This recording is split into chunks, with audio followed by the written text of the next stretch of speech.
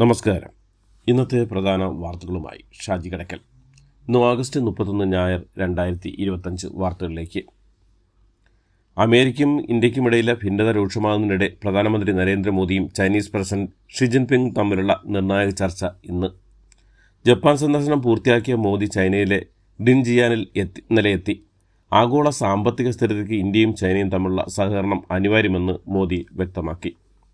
7 കൊല്ലത്തിനു ശേഷം ചൈനീസ് മണ്ണിലിറങ്ങിയ നരേന്ദ്രമോദിക്ക് ഹൃദ്യമായ വരവേൽപ്പാണ് ലഭിച്ചത്.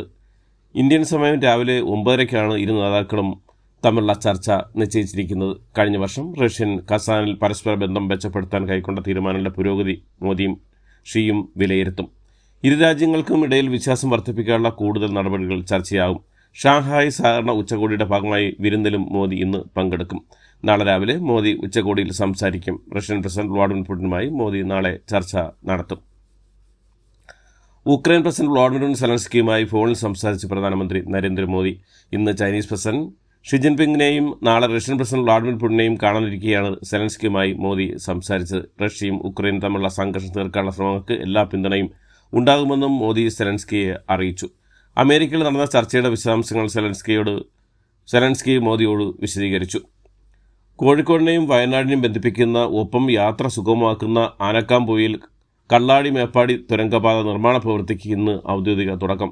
വയനാട് ജില്ലയിൽ 5.58 കിലോമീറ്ററും കോഴിക്കോട് ജില്ലയിൽ 3.15 കിലോമീറ്ററും ആകെ 8.735 കിലോമീറ്റർ നീളം വരുന്ന കേരളത്തിലെ ഏറ്റവും വലിയ അടിസ്ഥാന സൗകര്യ വികസന പദ്ധതികളിലൊന്നായ തുരങ്കപാതയുടെ പ്രവൃത്തി ഉദ്ഘാടനം ഇന്ന് വൈകിട്ട് 4 മണിക്ക് കോഴിക്കോട് ജില്ലയിലെ ആനക്കാംപൊയിൽ സെന്റ് മേരീസ് സ്കൂൾ ഗ്രൗണ്ടിൽ മുഖ്യമന്ത്രി പിണറായി വിജയൻ നിർവഹിക്കും.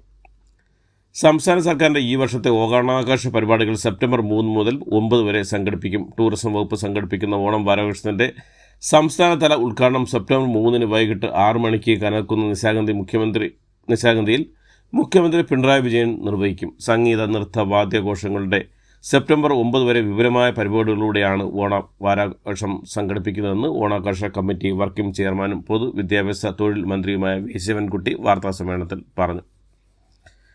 സംസ്ഥാന സർക്കാർ സംഘടിപ്പിക്കുന്ന ആഗോള അയ്യപ്പ സംഗമത്തിൽ നിലപാട് വ്യക്തമാക്കി NSS general secretary G Sukumaran Nair. ആഗോള അയ്യപ്പ സംഗമത്തിന് പരിപൂർണ പിന്തുണ അല്ലെന്നാണ് NSSന്റെ വിശദീകരണം. ആചാരത്തിന് കോട്ടമില്ലെങ്കിൽ നല്ലത്. സമിതി നേതൃത്വ രാഷ്ട്രീയ മുക്തമാകണമെന്ന നിർദ്ദേശവും NSS മുന്നോട്ട് വെച്ചു. ഉപാധികളോടെ ആണ് പിന്തുണ എന്ന് അറിയിച്ച ജി സുകുമാരൻ നായർ സമിതിയിൽ അയ്യപ്പ ഭക്തർ വേണമെന്നും നിർദ്ദേശിച്ചു. 71ാമത് നെഹ്റു ട്രോഫി വള്ളങ്ങളിൽ വാശിയേറിയ പോരാട്ടത്തിൽ കപ്പ അടിച്ച് വിയപുരം ചുണ്ടൻ. പുന്നമടക്കായലിലെ വാശിയേറിയ മത്സരത്തിൽ ഫോട്ടോ ഫിനിഷിലാണ് വിയപുരത്തിൻ്റെ കിരീട നേട്ടം. VBC കൈനക്കിരീടാണ് വിയപുരം ചുണ്ടൻ. കഴിഞ്ഞ തവണ മില്ലി സെക്കൻഡിൽ കൈവിട്ടുപോയ കിരീടമാണ് ഇത്തവണ നേടിയെടുത്തത്. 1ാം ട്രാക്കിൽ മേൽപ്പാടം, 2ാം ട്രാക്കിൽ നിരണം, 3ാം ട്രാക്കിൽ നടുഭാഗം, 4ാം ട്രാക്കിൽ വിയപുരം എന്നിങ്ങനെയാണ് അണിനിരുന്നത്. വാശിയേറിയ മത്സരത്തിൽ പുന്നമട ബോട്ട് ക്ലബിൻ്റെ നടുഭാഗം 2ാം സ്ഥാനത്തെത്തി. 3ാം സ്ഥാനത്ത് പള്ളാതുരുത്തി ബോട്ട് ക്ലബിൻ്റെ മേൽപ്പാടവും 4ാം സ്ഥാനത്ത് നിരണം ബോട്ട് ക്ലബിൻ്റെ നിരണവും എത്തി. രാഹുൽ മാങ്കൂട്ടിലെതിരെ ഉയർന്നത് തെരഞ്ഞെടുപ്പ് കാലത്ത് വരുന്ന കഴമ്പില്ലാത്ത ആരോപണങ്ങളാണെന്ന് കോൺഗ്രസ് MP അടൂർ പ്രകാശ്. രാഹുൽ നിയമസഭാ സമ്മേളനത്തിൽ പങ്കെടുക്കുമെന്നും രാഹുലിന് സംരക്ഷണം ഒരുക്കുമെന്നും എല്ലാവർക്കും നീതി ലഭിക്കേണ്ടതുണ്ടെന്നും അദ്ദേഹം പറഞ്ഞു. നിയമം എല്ലാവർക്കും ഒരുപോലെയാണെന്നും ആരോപണ വിധേയരായവർ സഭയിലുണ്ടെന്നും പറഞ്ഞ അദ്ദേഹം രാഹുലിനെ മാത്രം എന്തിനു മാറ്റി നിർത്തണമെന്നും ചോദിച്ചു. കണ്ണപുരം സ്ഫോടനക്കേസിലെ പ്രതി അനൂപ് മാലിക് പോലീസ് പിടിയിലായി. ഇന്നലെ വൈകിട്ടോടെ കാഞ്ഞങ്ങാട് വെച്ചാണ് ഇയാൾ കണ്ണപുരം പോലീസിൻ്റെ പിടിയിലായത്. കാഞ്ഞങ്ങാട്ടുള്ള ഒരു സുഹൃത്തിൻ്റെ വീട്ടിൽ എത്തിയതായിരുന്നു. സുഹൃത്താണ് ഹോസ്ദുർഗ് പോലീസിന് വിവരം അറിയിച്ചത്. അനൂപ് മാലിക്കിനെയും കൂട്ടി സ്റ്റേഷനിലെത്താൻ പോലീസ് ആവശ്യപ്പെട്ടത് പ്രകാരം സ്റ്റേഷനിൽ ഹാജരാകുകയായിരുന്നു. വഖഫ് സ്വത്ത് നഷ്ടപ്പെടുമോ എന്ന ആശങ്കയിലാണ് രാജ്യത്തെ മുസ്ലിം വിഭാഗമെന്ന് കാന്തപുരം AP അബൂബക്കർ മുസ്ലിയാർ. വഖഫ് സ്വത്തുക്കൾ കൈയേറ്റം ചെയ്യാൻ മഹല്ല് കമ്മിറ്റികൾ അനുവദിക്കരുതെന്നും ബില്ലിൻ്റെ അടിസ്ഥാനത്തിൽ വഖഫ് സ്വത്തുക്കൾ നഷ്ടപ്പെടുമെന്ന ആശങ്കയുണ്ടെന്നും AP അബൂബക്കർ മുസ്ലിയാർ പറഞ്ഞു. കേന്ദ്ര സംസ്ഥാന സർക്കാരുകൾ ആശങ്കകൾ അകറ്റാൻ മുന്നോട്ട് വരണമെന്നും AP അബൂബക്കർ മുസ്ലിയാർ ആവശ്യപ്പെട്ടു. മറുനാടൻ മലയാളി ഉടമ ഷാജൻ സ്കറിയയ്ക്ക് മർദ്ദനം. വാഹനത്തിൽ പിന്തുടർന്നെത്തിയ സംഘമായിരുന്നു ഷാജിനെ മർദ്ദിച്ചത്. ഇടുക്കിയിൽ ഒരു വിവാഹ ചടങ്ങിൽ പങ്കെടുത്ത് മടങ്ങും വഴി മങ്ങാട്ട് കവരയിൽ ആണ് സംഭവം. പരിക്കേറ്റ ഷാജൻ സ്കറിയെ ജില്ലാ ആശുപത്രിയിൽ പ്രവേശിപ്പിച്ചു. പോലീസാണ് ഷാജൻ സ്കറിയെ ആശുപത്രിയിൽ എത്തിച്ചത്. പരിക്ക് ഗുരുതരമല്ല. ഷാജിൻ്റെ വിശദമായ മൊഴി രേഖപ്പെടുത്തിയ ശേഷം കേസെടുക്കുമെന്ന് പോലീസ് അറിയിച്ചു. ഇന്നലെ വൈകിട്ടോടെയാണ് സംഭവം ഉണ്ടായത്. സംസ്ഥാന സർക്കാർ ആരോഗ്യമേഖലയിൽ നടപ്പിലാക്കി വരുന്ന ബഹുമുഖ വികസന പദ്ധതികളുടെ ഭാഗമായി ഫാറൂഖ് താലൂക്ക് ആശുപത്രിയിൽ പുതുതായി നിർമ്മിച്ച ബഹുനില മന്ദിരം ഇന്ന് രാവിലെ 10 മണിക്ക് മുഖ്യമന്ത്രി പിണറായി വിജയൻ നാടിന് സമർപ്പിക്കും.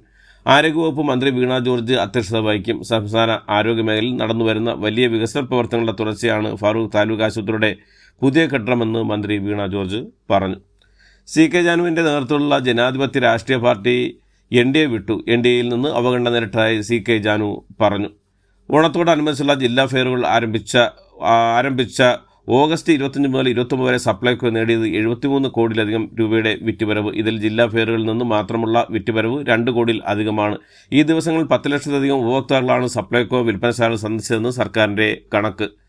പാലക്കാട് ചെർപ്പുളശ്ശേരി കാറൽമണ്ണയിൽ പന്നിക്കണിയിൽ നിന്ന് ഷോക്കേറ്റ് ഇതര സംസ്ഥാന തൊഴിലാളി മരിച്ച സംഭവത്തിൽ 2 പേർ കൂടി അറസ്റ്റിലായി. നിലവിൽ ഒരു വിവാഹബന്ധം ഉള്ളപ്പോൾ മറ്റൊരാൾ വാഗ്ദാനം നൽകി ലൈംഗിക ബന്ധത്തിൽ ഏർപ്പെട്ടുവെന്ന ആരോപണം നിലനിൽക്കില്ലെന്ന് ഹൈക്കോടതി. വാഗ്ദാനം നൽകി സ്ത്രീയെ ലൈംഗികമായി പീഡിപ്പിച്ചെന്ന കേസിൽ പ്രതിക്ക് സ്ഥിര ജാമ്യം നൽകിക്കൊണ്ട് ജസ്റ്റിസ് ബെച്ചു കുര്യൻ തോമസാണ് ഇക്കാര്യത്തിൽ നിരീക്ഷണം നടത്തിയത്. സംസ്ഥാനത്തെ എല്ലാ റേഷൻ കടകളും ഇന്ന് തുറന്നു പ്രവർത്തിക്കും. ഓഗസ്റ്റ് മാസത്തെ റേഷൻ വിതരണവും സ്പെഷ്യൽ അരിയുടെ വിതരണവും ഇന്നത്തോടെ പൂർത്തിയാകുന്നതാണ്. ഈ മാസം ഇതുവരെ 82 ഗുണഭോക്താക്കൾ റേഷൻ വിഹിതം കൈപ്പറ്റിയിട്ടുണ്ട്. സംസ്ഥാനത്തെ സ്വകാര്യ ആശുപത്രിയിലെ വിദേശ നിക്ഷേപത്തിനെതിരെ മുഖ്യമന്ത്രി പിണറായി വിജയൻ. കേരളത്തിലെ പ്രധാനപ്പെട്ട സ്വകാര്യ ആശുപത്രികൾ ചില ആഗോള കോർപ്പറേറ്റുകൾ ഏറ്റെടുക്കുകയാണെന്നും ഈ ആശുപത്രികൾ സാധാരണക്കാർക്ക് താങ്ങാനാകാത്ത ചികിത്സയിലേക്ക് മാറുകയാണെന്നും മുഖ്യമന്ത്രി പറഞ്ഞു. കൊച്ചിയിൽ വെൽ കെയർ ആശുപത്രി സൂപ്പർ സ്പെഷ്യാലിറ്റി കെട്ടിടം ഉദ്ഘാടനം ചെയ്ത് സംസാരിക്കുകയായിരുന്നു മുഖ്യമന്ത്രി. എറണാകുളത്ത് കാരിക്കാമുറിയിൽ പുതിയ KSRTC ബസ് സ്റ്റാൻഡ് നിർമ്മാണത്തിന് സർക്കാർ 12 കോടി രൂപ അനുവദിക്കുമെന്ന് ധനവകുപ്പ് മന്ത്രി KN ബാലഗോപാൽ. മുണ്ടക്കൈ ചുരൽമല ദുരിതബാധിതരുടെ പുനരധിവാസത്തിനായി ഏറ്റെടുത്ത കൽപ്പറ്റയിലെ എൽസ്റ്റൺ എസ്റ്റേറ്റ് ഉടമയ്ക്ക് 24 കോടി അനുവദിച്ച് എസ്റ്റേറ്റ് ഉടമ ഹൈക്കോടതിയിൽ ഫയൽ ചെയ്ത റിട്ട് ഉത്തരവ് പ്രകാരം സർക്കാർ ഹൈക്കോടതിയിൽ കെട്ടിവെച്ച തുകയിൽ നിന്നാണ് 24 കോടി രൂപ അനുവദിച്ചത്. കേര പദ്ധതി വാർത്താ ചോർത്തൽ വിവാദത്തിന് പിന്നാലെ കൃഷി വകുപ്പ് പ്രിൻസിപ്പൽ സെക്രട്ടറി സംസ്ഥാനത്ത് നിന്ന് B അശോകനെ മാറ്റി ടിങ്കു ബിസാളാണ് പകരം ചുമതല നൽകിയിരിക്കുന്നത്.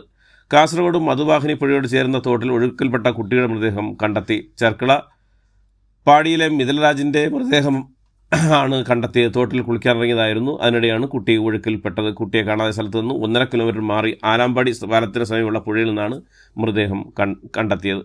കോഴിക്കോട് വടകര നഗരസഭ എഞ്ചിനീയറിംഗ് വിഭാഗത്തിൽ 2 ഉദ്യോഗസ്ഥരെ സസ്പെൻഡ് ചെയ്തു. Assistant engineer Ajith Kumar, overseer Aneesha PP എന്നിവരെയാണ് തദ്ദേശ സ്വയംഭരണ വകുപ്പ് പ്രിൻസിപ്പൽ ഡയറക്ടർ സസ്പെൻഡ് ചെയ്ത്. ഫയലുകൾ കൈകാര്യം ചെയ്തതിൽ ഗുരുതരമായ ക്രമക്കേട് കണ്ടെത്തിയതിനെ തുടർന്നാണ് നടപടി. ചാലക്കുടിയിലെ ബ്യൂട്ടി പാർലർ ഉടമ ഷീല സണ്ണിയെ വ്യാജലഹരി കേസിൽ കുടുക്കിയ സംഭവത്തിൽ കുറ്റപത്രം സമർപ്പിച്ച് പോലീസ്. തൃശൂർ സെഷൻസ് കോടതിയിലാണ് പോലീസ് കുറ്റപത്രം സമർപ്പിച്ചത്. ധർമ്മസ്ഥലയിലെ വെളിപ്പെടുത്തലുമായി ബന്ധപ്പെട്ട അന്വേഷണത്തിൻ്റെ ഭാഗമായി മലയാളിയായ T ജയന്തിൻ്റെ ബാംഗ്ലൂരിലെ വീട്ടിൽ പോലീസ് പരിശോധന. വെളിപ്പെടുത്തൽ നടത്തുകയും പിന്നീട് അറസ്റ്റിലാവുകയും ചെയ്ത ചിന്നയ്ക്കൊപ്പമാണ് SIT സംഘം ജയന്തിൻ്റെ വീട്ടിലെത്തി. ചിന്നയെ നേരത്തെ ഈ വീട്ടിലെത്തിയായിരുന്നു പോലീസിന് സംശയിക്കുന്നതിനെ തുടർന്നാണ് പരിശോധന നടത്തിയത്. 16-ാം നൂറ്റാണ്ടിൽ വൈഷ്ണവ സന്യാസി ശങ്കരൻ നിർമ്മിച്ച വൃന്ദാവനി വസ്ത്ര എന്ന പട്ടുതുണി 2027 അസമിൽ പ്രദർശിപ്പിക്കാൻ അനുമതി ലഭിച്ചതായി മുഖ്യമന്ത്രി ഹിമന്ത് ബിശ്വ ശർമ്മ. പഞ്ചാബ് നാഷണൽ ബാങ്ക് വായ്പാ തട്ടിപ്പ് കേസിലെ പ്രതിയും വജ്ര വ്യാപാരിയുമായ മെഹുൽ ചോക്സിയുടെ ജാമ്യാപേക്ഷ ബെൽജിയത്തിലെ അപ്പീൽ കോടതി വീണ്ടും തള്ളി. ഇതോടുകൂടി ഇന്നത്തെ വാർത്തകൾ ഇവിടെ അവസാനിക്കുന്നു. എല്ലാവർക്കും നന്ദി, നമസ്കാരം.